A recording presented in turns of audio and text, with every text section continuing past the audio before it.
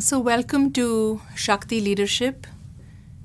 There are two broad stories or journeys or threads to this work. The first is the idea of the heroic journey, which is the map for the journey of life and the journey to coming into your wholeness, your individuation, and into your leadership. And in this, we're going to talk about what you're really journeying towards, what the heroic journey, which is Joseph Campbell's work, we're going to interpret it as the journey to your Shakti, coming into your true power, which is the fuel you need to sustain your life. Okay? So the journey to come into your true power is the heroic journey you have to make through this work.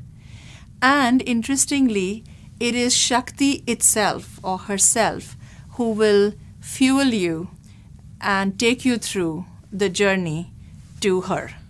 So there's two parts to this whole experience on the heroic journey to your Shakti and coming into Shakti leadership. And then the second piece is the framework itself of Shakti leadership, drawing from the idea of conscious leadership.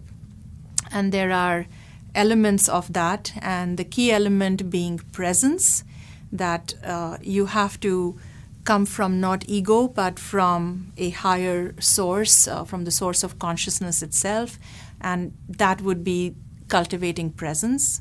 And when you cultivate presence, you're then able to tap into Shakti, or the feminine capacity of presence, which is the power that creates and sustains and transforms all life and all engagements, and how it is time for us to really look at feminine energy, feminine values, and the feminine principle to really come and restore balance to the hyper-masculine context that leadership is in today.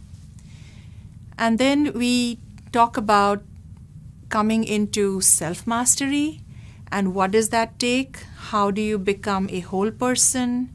How do you become a flexible person? We talk about wholeness and flexibility to come into self-mastery. And then we talk about selfless service, which is how do you bring your self-mastery in service of the world, and how do you become congruent as a leader, where your dharma is being lived on the inside and on the outside. You are on purpose, and you are in selfless service of your higher purpose. And these two things, self-mastery and selfless service, from a place of presence and Shakti, are what will eventually lead you to the ultimate goal that we're all in search of, which is freedom and fulfillment. So this entire work is really a roadmap to take you to freedom and fulfillment.